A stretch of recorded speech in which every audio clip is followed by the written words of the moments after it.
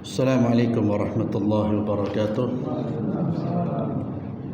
Innal hamdalillah nahmaduhu wa nasta'inuhu wa nastaghfiruh wa na'udzu billahi min shururi anfusina wa min sayyiati a'malina. May yahdihillahu fala mudilla lahu wa man yudlil fala hadiya lahu. Wa asyhadu an la ilaha illallah wahdahu la syarika lahu wa asyhadu anna Muhammadan 'abduhu wa rasuluhu la nabiyya ba'dah wa ba'd.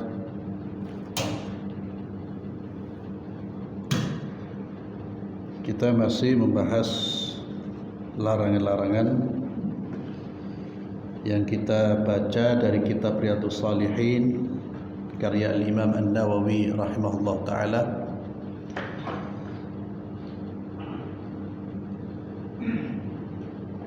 Kita akan melanjutkan dari bab an-nahyi 'anis salati ilal kubur.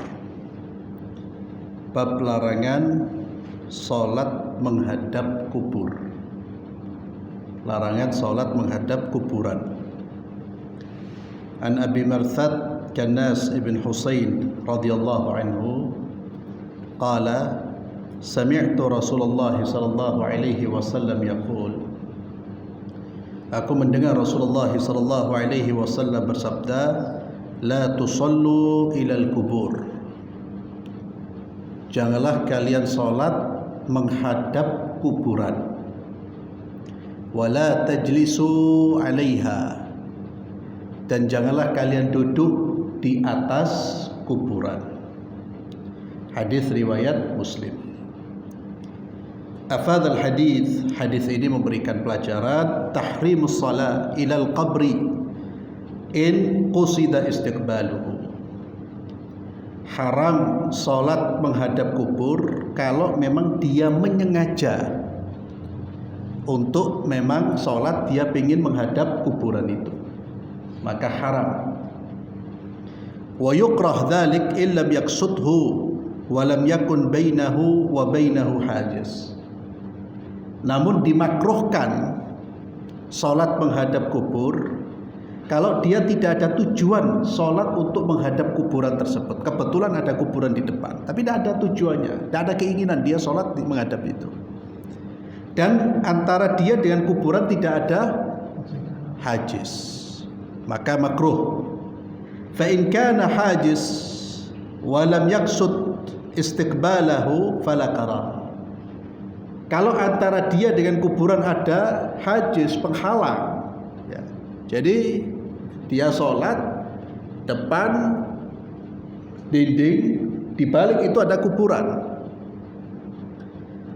dan dia tidak menyengaja untuk sholat menghadap kuburan tersebut, maka tidak ada kemakruhan.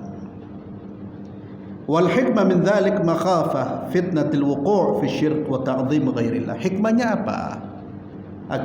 Hikmahnya apa dari larangan ini? Larangan orang menyengaja salat menghadap kuburan atau tidak menyengaja tapi tidak ada penghalang. Hikmahnya takut dikhawatirkan jatuh dalam kesyirikan. Dikhawatirkan jatuh dalam kesyirikan dan pengagungan kepada selain Allah Subhanahu wa ta'ala. Maka sholat, ya, tentunya kita menghindari tempat-tempat yang nantinya bisa kita sholat menghadap kuburan, ya. Dan itulah mengapa kuburan itu jangan digabung dengan masjid, apalagi di depan kiblat. Ya, itu takutnya, khawatirnya orang-orang awam kemudian menganggap ada sesuatu di situ. Ya, kalau dia tidak terbentengi dengan keyakinan yang benar, akhirnya jatuh dalam kesyirikan.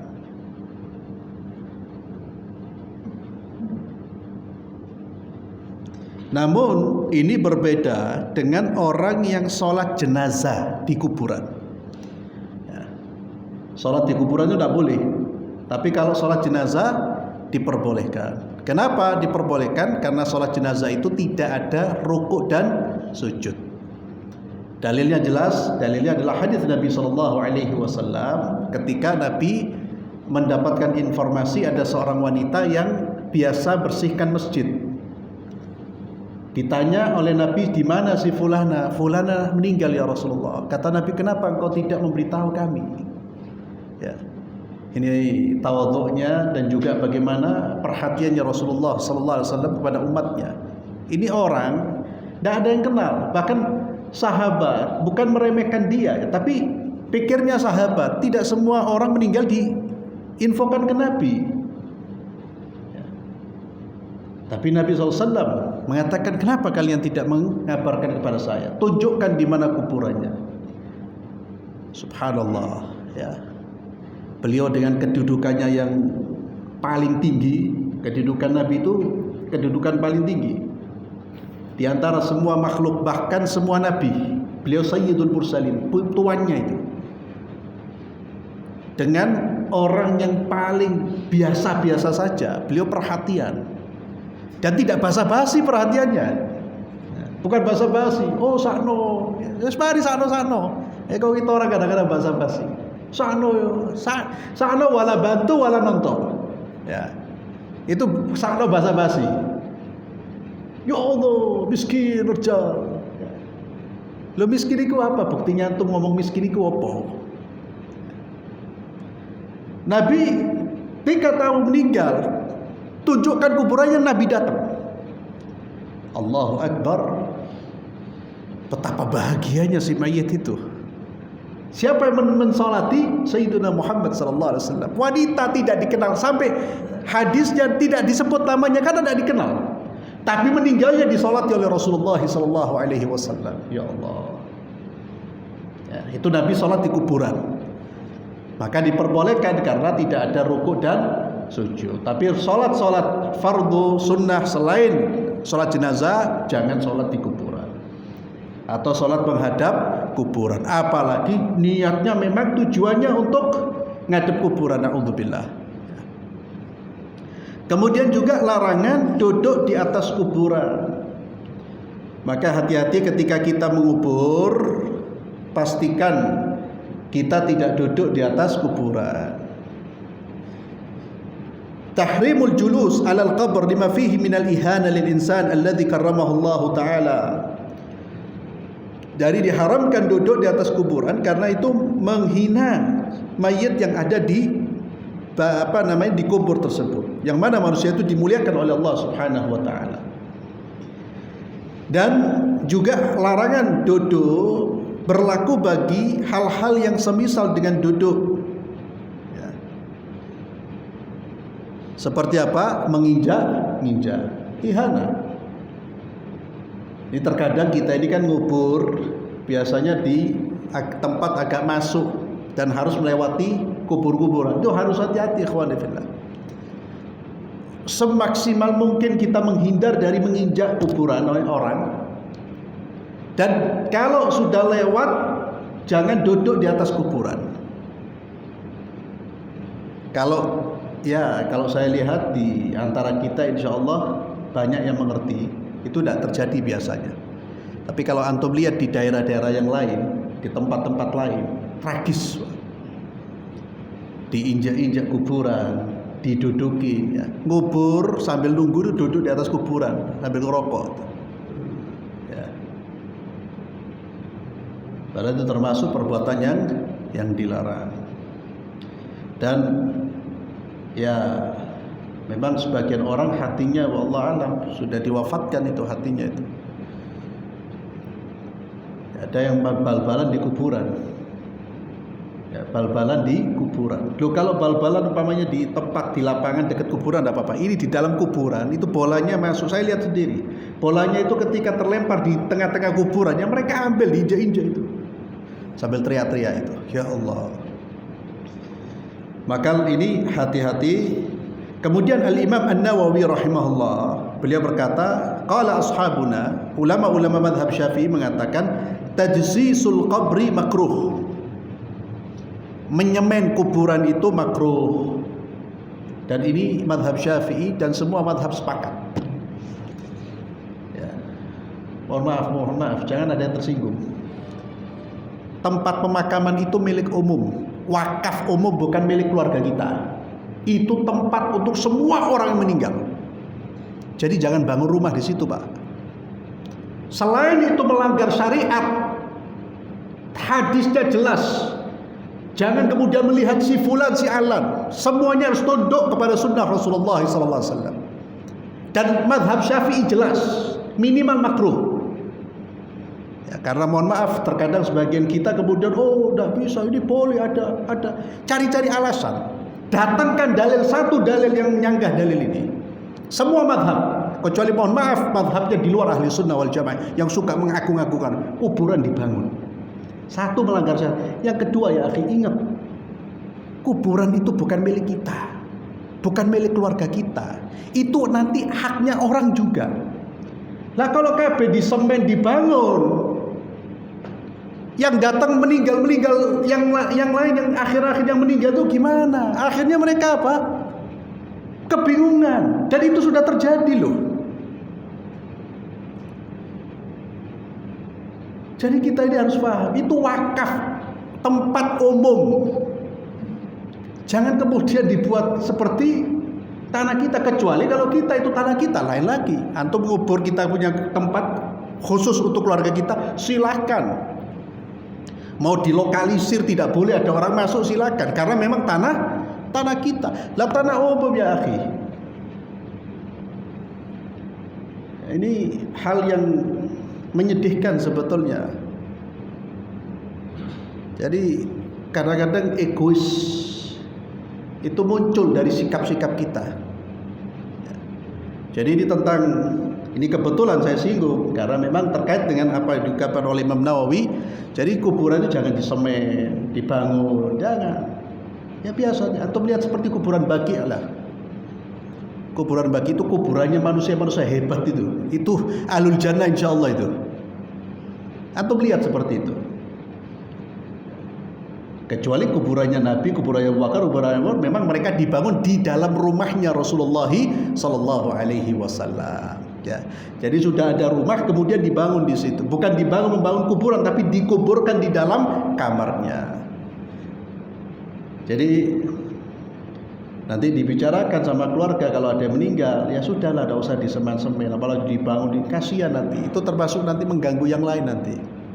Ya yang penting kuburan itu jelas kuburannya, kita tahu ini kuburan siapa. Ya. Kalau kita mau berkunjung untuk ziarah, untuk mengingat kematian, mendoakan orang yang kubur. Karena tidak ada perintahnya, ada larangannya. Yang ketiga, bangunan-bangunan itu tidak ada manfaatnya buat si mayit.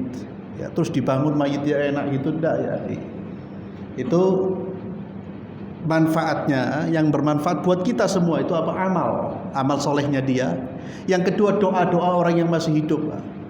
Kita orang ini doakan saudara-saudara kita yang sudah meninggal, orang tua kita, saudara kita, kerabat kita. Itu yang bermanfaat. Itu yang bermanfaat buat mereka. Maka kembali di sini kata Imam Nawawi, ulama-ulama kami mengatakan tajzisul qabri makruh. Jadi menyemen kuburan itu makruh, wal qu'ud alaihi haram.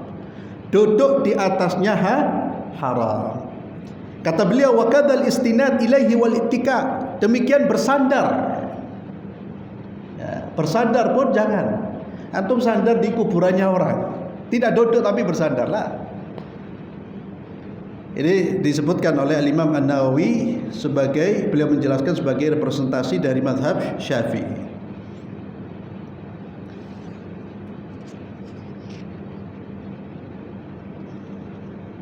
Kemudian bab tahrim al-murur baina yadil musalli. Ini memang karena babnya larangan, jadi isinya larangan terus. Bab tahrim, bab diharamkannya lewat di depan orang yang sholat.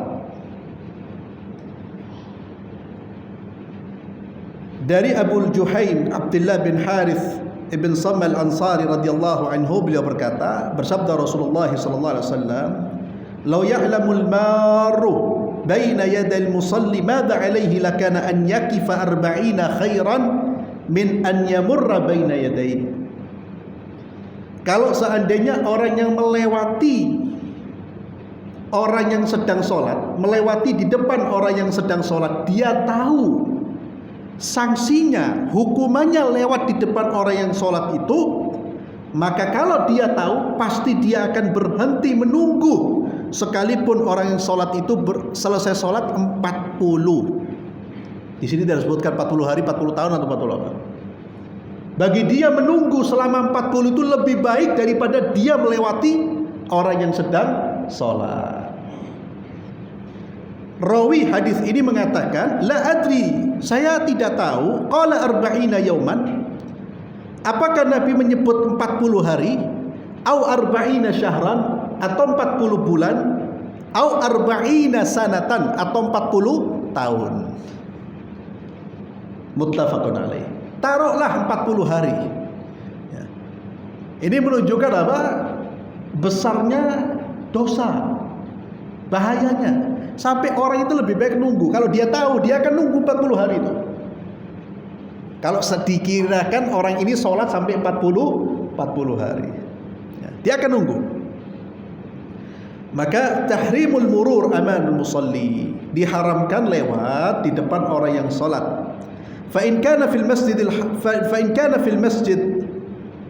hurima al-murur bainahu wa baina mawdi' sujudihi, wa in kana fi ghairil masjid fa in kana yusalli ila sutra hurima al-murur bainahu wa bainaha, wa in kana yusalli min ghairi sutra lam yuhramul murur min amamihi mutlaqan.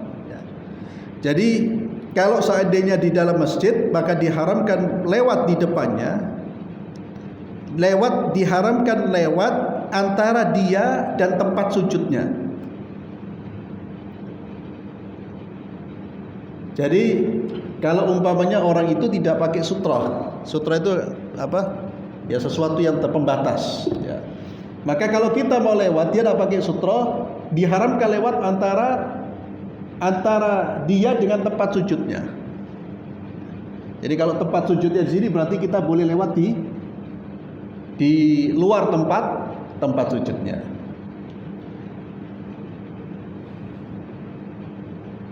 Kalau di luar masjid, kalau dia sholat di depan sutra, maka haram lewat antara dia dengan sutra. Kalau tidak sholat di depan sutra, maka boleh lewat di depannya secara mutlak. Kalau dia sengaja memang tidak pakai sutra di luar masjid. Wallahu a'lam bishawab. Namun yang lebih hati-hati ikhwani fillah, hatta orang tidak pakai sutra di luar masjid atau di dalam masjid, jangan lewat di depannya langsung. Tapi lewat kita lewat di luar tempat sujudnya dia. Jangan lewat antara dia dengan tempat sujud. Dan kalau orang sholat, ketika dia paham, dia mengerti bahwa kalau dia sholat ini nanti orang akan lewat, maka hendaknya dia pasang sutra. Ya. Jumhur ulama berpendapat bahwa sutra itu sunnah. Jumhur ulama. Sebagian ulama berpendapat sutra itu wajib. Madhab Syafi'i mengatakan sunnah. Ya. Di dalam fikih Syafi'i, di antara sunnah-sunnah sebelum sholat itu memasang sutra. Sunnah. Jadi ini juga perlu menjadi perhatian kita. Hendaknya ketika kita sholat sunnah, ya kalau sholat fardu kan berarti tidak ada halangan lagi. Ya. Sutrahnya makmum, sutrahnya imam. Ya, sutrahnya imam itu sutrahnya makmum. Kalau kita sholat berjamaah, orang lewat di depan kita tidak ada masalah. Yang tidak boleh dia lewat di depan imam. Maka kalau antum batal, keluar, ngelewati orang, yang ada masalah. Ya, jangan nunggu di tempat sholat. Ya, kadang ada orang, saya pernah mendapati orang batal dia, entah malu atau dia tidak enak keluar ngelewati ini, akhirnya nunggu. Ya, nunggu. Padahal kalau dia batal, segera dia keluar aja. Hal sekalipun dia harus melewati orang. Karena sholat berjamaah, sutrahnya makmum sudah di handle dengan sutrahnya imam. Maka ikhwani fillah, kalau kita sholat sunnah umpamanya, ya jangan umpamanya sholat di tengah-tengah situ.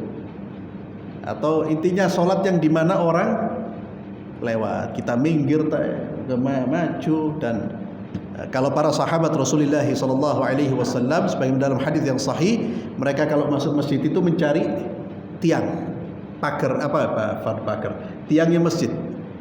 Jadi mereka mendekat kemudian sholat di depan situ. Dan itu menjadikan sunnah, dan itu bagian dari sunnah-sunnah sholat. Dan ini ikhwani fillah juga kita diperintahkan kalau seandainya kita sholat lalu ada orang lewat, kita diperintahkan untuk mencegah. Diperintahkan untuk mencegah. Tidak boleh kita biarkan. Mencegah, dicegah yang ditahan. Bahkan kata Nabi SAW, kalau dia nekat tetap kamu tahan. Ya. Kalau dia ngajak perang, perangi dia. Jadi jangan dibiarkan, dicegah.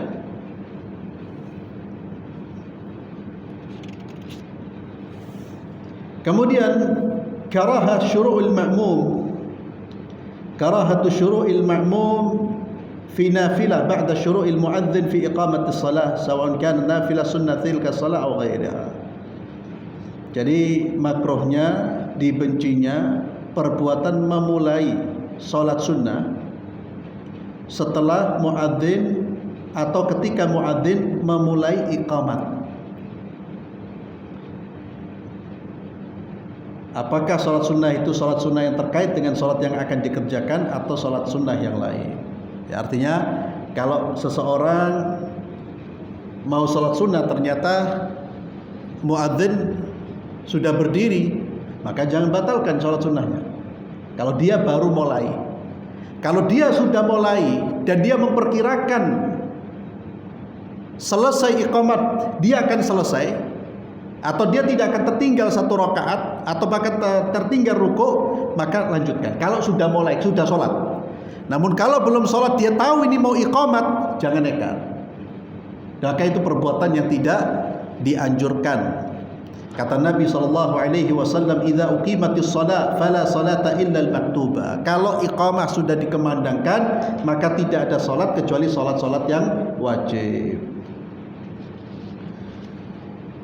Fala salata ay la yusra' bi ayyi salat. Karahatu syuru' fi salati nafilah ba'da al-bad'i bi iqamati salat al-mafruḍah aw qarba iqamatuha aw qarbi iqamatuha. Dimakruhkan, dibenci seseorang memulai salat sunnah setelah iqamat baru dikumandangkan, atau ketika iqamat baru dikumandangkan, atau mau dikumandangkan. Ya. Kalau sekarang pakai waktu. Kalau antum sudah lihat tinggal 60 detik, 50 detik, ya jangan salat sunnah. Kecuali salat kita salat super cepat, ya, ekspres. Ya. Jadi masuk masjid dia harus mengetahui, oh ini mau iqamat, berarti kalau saya salat sunnah ini akan tertunda, tidak nututi, jangan salat sunnah. Ya. Eman, tidak salat sunnah, ya ojo teko telat, nah, gitu aja. Bukan masjidnya suruh ngikuti dia. Ya. Ini ada orang telat terus datangnya, ini waktunya terlalu cepat ini, ya. Tambah lagi waktunya, padahal sudah ada waktu itu. Ya. Maka solusinya antum jangan telat, datang lebih awal.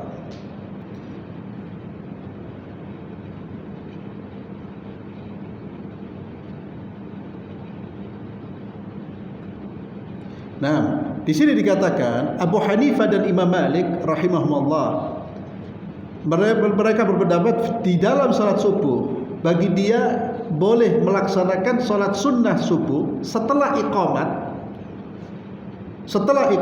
kalau tidak khawatir kehilangan rakaat pertama. Dan hikmah dari larangan ini agar kita mendapatkan kesempurnaan, ya, menjaga kesempurnaan sholat wajib. Ya. Kalau umpamanya iqamat, antum sholat sunnah, sholat nanti akan tertinggal. Akhirnya sholatnya tidak sempurna. Berbeda dengan ketika antum sudah ikut sholat bersama imam sejak takbiratul ihram, itu pahalanya berbeda. Wa minhu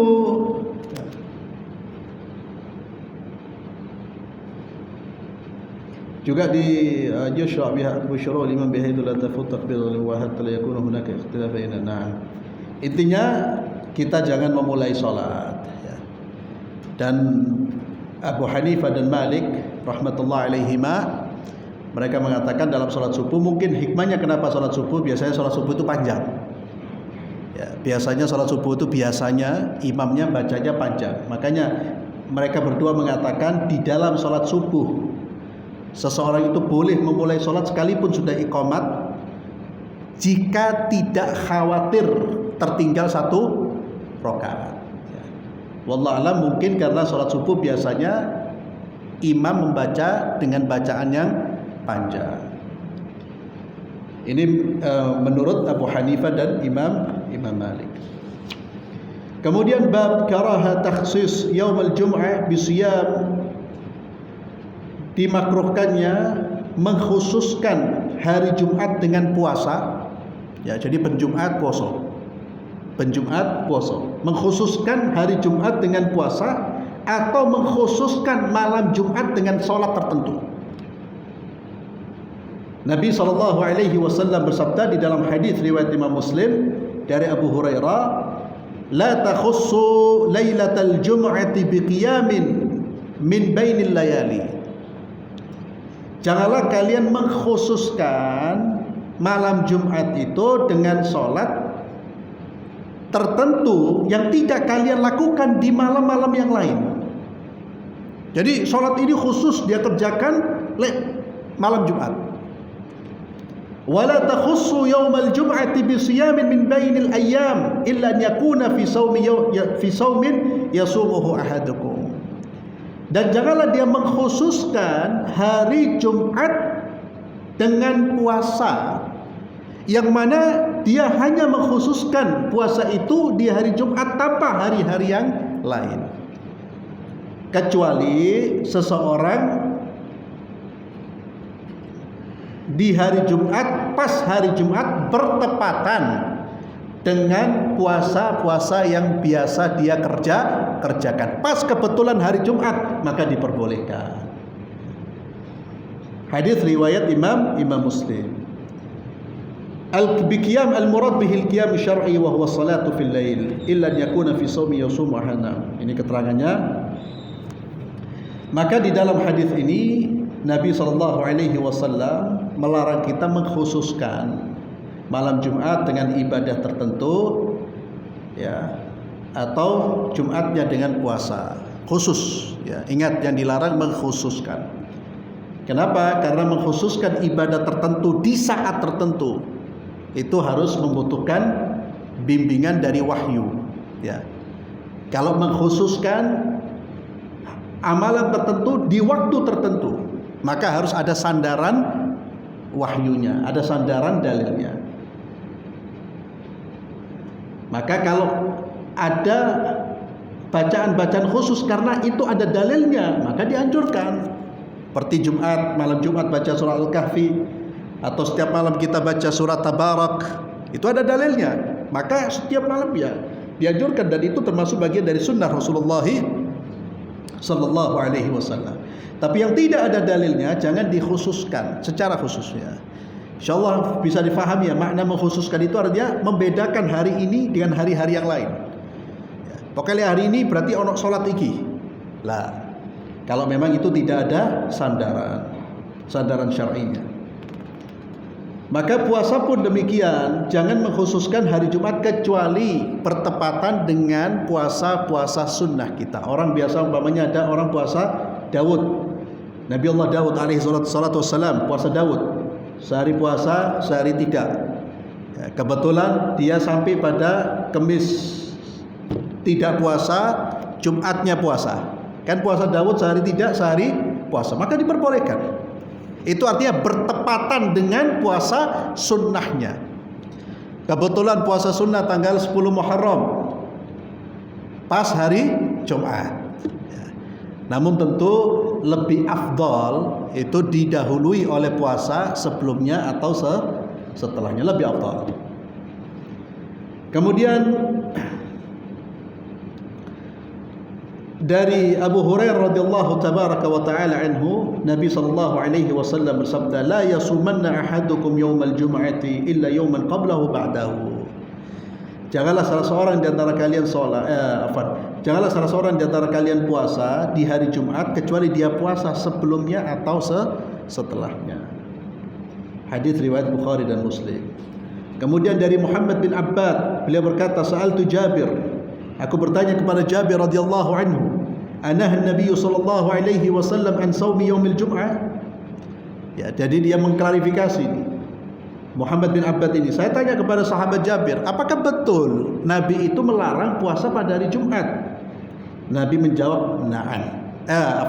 Jabir menjawab, na'am. Ya, betul ada larangan dari Nabi Muhammad sallallahu alaihi wasallam puasa di hari Jumat. Kemudian dari Ummul Mukminin Juwairiyah bintil Harith radhiyallahu anha, anna Nabiy sallallahu alaihi wasallam dakhala 'alaiha yaumul jum'ah wa hiya sha'imah.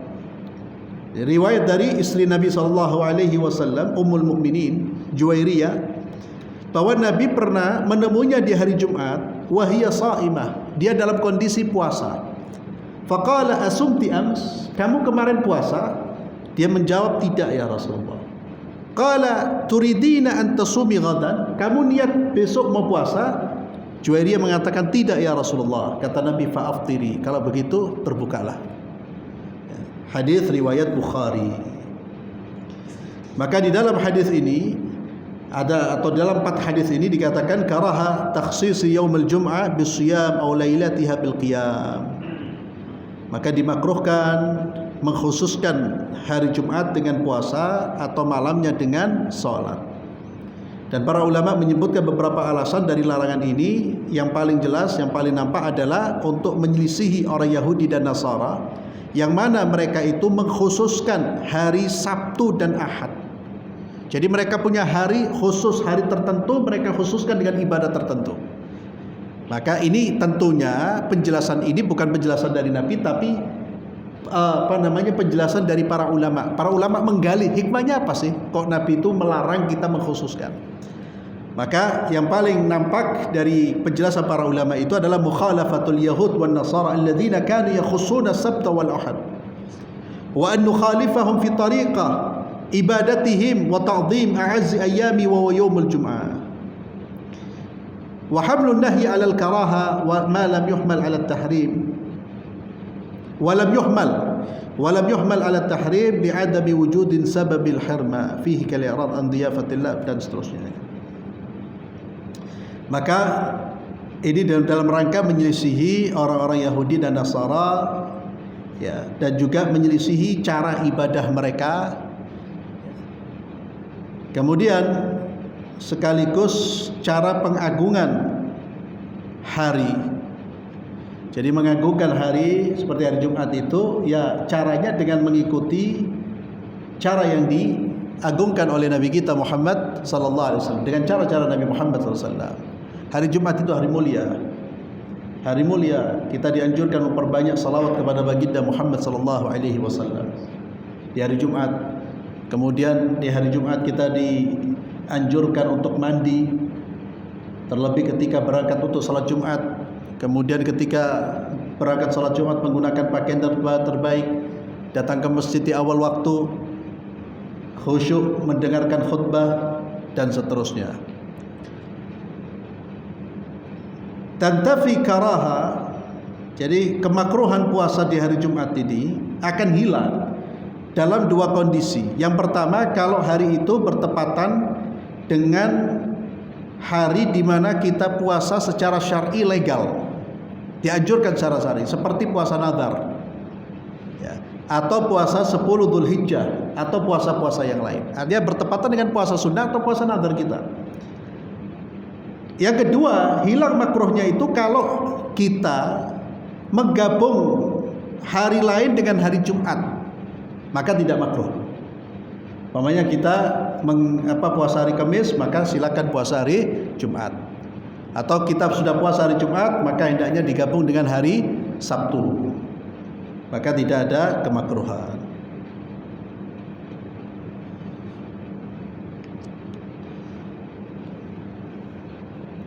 Kemudian bab tahrimil wisal fi shaum wa huwa an yasuma yawmaini aw akthar wa la ya'kul wa la yashrab bainahuma. Haramnya wisal, puasa wisal. Apa itu? Yaitu puasa 2 hari atau lebih tanpa berbuka sama sekali. Nah, itu namanya puasa wisal. 2 hari atau lebih tanpa berbuka sama sekali. Tidak berbuka, wala buka wala sahur.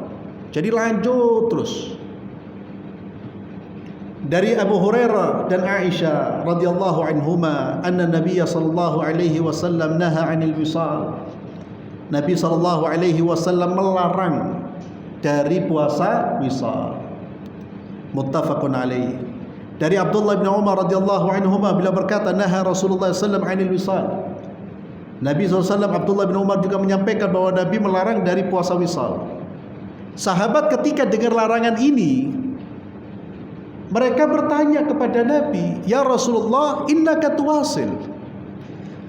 Tapi ya Rasulullah, engkau melakukan wisal itu. Qala, kata Nabi sallallahu alaihi wasallam, inni lastu mithlakum. Saya tidak seperti kalian. Inni ut'amu wa usqa. Sesungguhnya saya ini diberi makan dan diberi minum. Hadis riwayat Imam Bukhari dan Muslim. Kata-kata Nabi, sesungguhnya saya diberi makan dan diberi minum, itu kinayah, kata kiasan. Kiasan bahwa Nabi itu diberi kekuatan, bukan diberi makan sungguhan. Kalau Nabi diberi makan sungguhan berarti Nabi tidak puasa. Jadi kata-kata Nabi, saya diberi makan dan diberi minum, itu artinya saya punya kekuatan seperti orang yang makan dan minum. Nabi kasihan kepada sahabat-sahabatnya. Kekuatan mereka tidak seperti kekuatan Rasulullah sallallahu alaihi wasallam, dan tidak semua sahabat itu kuat-kuat. Karena Nabi itu ketika mensyariatkan, ketika memerintahkan, itu beliau juga memperhatikan kondisi umatnya. Beliau adalah seseorang yang paling besar kasih sayangnya kepada umatnya. Kita ingat bagaimana Nabi SAW pernah menyampaikan bahwa seandainya kalau tidak memberatkan umatku, beliau akan menetapkan sholat isya itu agak lebih akhir. Kalau tidak memberatkan umatku. Tapi itu memberatkan karena tidak semuanya orang bisa melek ketika malam semakin larut. Demikian pula Nabi SAW mengatakan, kalau seandainya tidak memberatkan umatku, saya akan wajibkan siwak setiap kali sholat. Tapi itu nanti memberatkan, maka tidak diwajibkan. Ya. Itu sifat rahmat beliau sallallahu alaihi wasallam. Maka beliau melarang sahabat, beliau melakukan wisal itu. Makanya sahabat mengatakan, ya Rasulullah, innaka tuwasil. Ini bukan pertanyaan untuk protes ya, atau melawan, tapi hikmahnya apa ya Rasulullah? Kok kita dilarang, antum diperbolehkan? Hikmahnya apa? Maka Nabi menjawab bahwa kondisi saya dengan kalian tidak sama. Saya diberi kekuatan oleh Allah Subhanahu wa taala. Ya, dan memang secara fisik ya tidak sama, dan tidak semua sahabat itu mampu melaksanakan puasa wisal. Sahabat Nabi itu diantara keistimewaan mereka. Mereka itu kalau melihat Nabi rutin melakukan sesuatu, itu diamalkan. Jangankan Nabi rutin melakukan sesuatu, Nabi melakukan satu amalan, mereka sudah melakukan terus. Tanpa bertanya, ya Rasulullah, hukumnya apa ya Rasulullah? Sunnah, oleh sunnah tak tinggal. Nah, itulah mengapa Nabi selalu memberi arahan kalau ini tidak wajib. Karena sahabat Nabi lihat Nabi melakukan apa langsung dikerjakan. Contohnya apa? Puasa, salat tarawih. Nabi sholat diikuti, dibiarkan oleh Nabi. bertambah banyak. Beberapa malam berikutnya Nabi tidak keluar. Apa kata Nabi? Saya khawatir nanti ini akan menjadi wajib. Dan Nabi punya kesan seperti itu. Kalau Nabi puasa, Nabi tidak menyampaikan, tidak melarang. Akhirnya semua sahabat merasa itu puasa wisol itu puasa yang dianjurkan. Dan tidak semua orang bisa tahan tidak makan selama dua hari ya.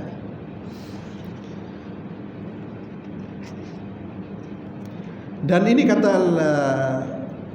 pensyarah kitab ini bahwa wisol di dalam berpuasa itu haram. Ini pendapat mayoritas para ulama. Pendapat mayoritas para ulama, dan di dalam hadis ini juga ada penjelasan bahwa Nabi SAW itu memiliki keistimewaan di dalam taklif, ya, pembebanan syariat yang tidak dimiliki oleh yang lain. Ya, yakni seperti Nabi itu diwajibkan sesuatu yang umatnya tidak diwajibkan seperti itu.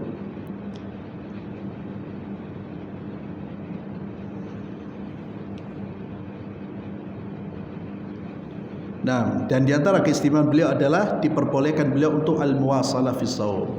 Jadi puasa wisal. Nah, sebagian ulama berpendapat bahwa kalau seandainya dia tidak berbuka atau dia berbuka kemudian dia lanjutkan puasa, maka tidak jatuh pada haram. Tapi khilaful aula, menyelisih yang afdal. Kenapa menyelisih yang afdal? Karena afdalnya apa? Kita berpuasa, berbuka, kemudian sunnah yang lain apa? Sahur. Sahur itu sunnah. Bahkan Nabi mengatakan, menganjurkan. Maka di dua waktu itu kita dianjurkan makan, tidak dianjurkan berpuasa. Di dua waktu itu, waktu berbuka, waktu makan. Waktu sahur, waktu makan. Kalau tidak makan, kata Nabi, minumlah walaupun hanya seteguk air. Beliau sallallahu alaihi wasallam bersabda, "Tasahharu fa inna fis sahur barakah."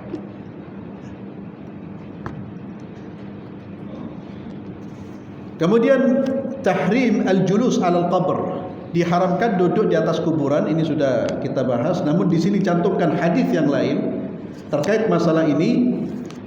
Abu Hurairah radhiyallahu anhu beliau berkata, bersabda Rasulullah sallallahu alaihi wasallam, "Li an yajlisa ahadukum 'ala jamratin fatuhriq thiyabahu fatakhlus ila jildihi khairan lahu min an yajlisa ala qabrin." Rawahu Muslim.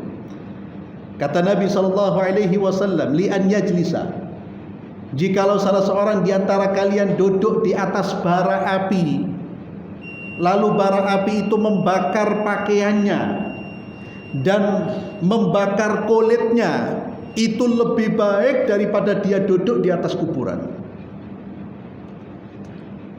Jadi kalau orang tahu bahayanya duduk di atas kuburan, hukumannya duduk di atas kuburan, lebih baik dia terbakar, lebih baik dia duduk di atas bara api. Maka di sini penegasan akan larangan, sehingga hukumnya haram, bahwa hukumnya haram duduk di atas kuburan. Nah, insyaallah kita lanjutkan pada pertemuan berikutnya, an-nahyu an tajsisil qabr wal bina' alaih. Ya, ini seperti tadi sudah kita singgung, larangan menyemen, mengapur kuburan dan membangun di atas kuburan. Insyaallah kita bahas pada pertemuan berikutnya. Wallahu a'lam bissawab. Kita akhiri dengan doa kafaratul majlis. Subhanakallahumma wa bihamdik, asyhadu an la ilaha illa anta, astaghfiruka wa atubu ilaik. Assalamualaikum warahmatullahi wabarakatuh.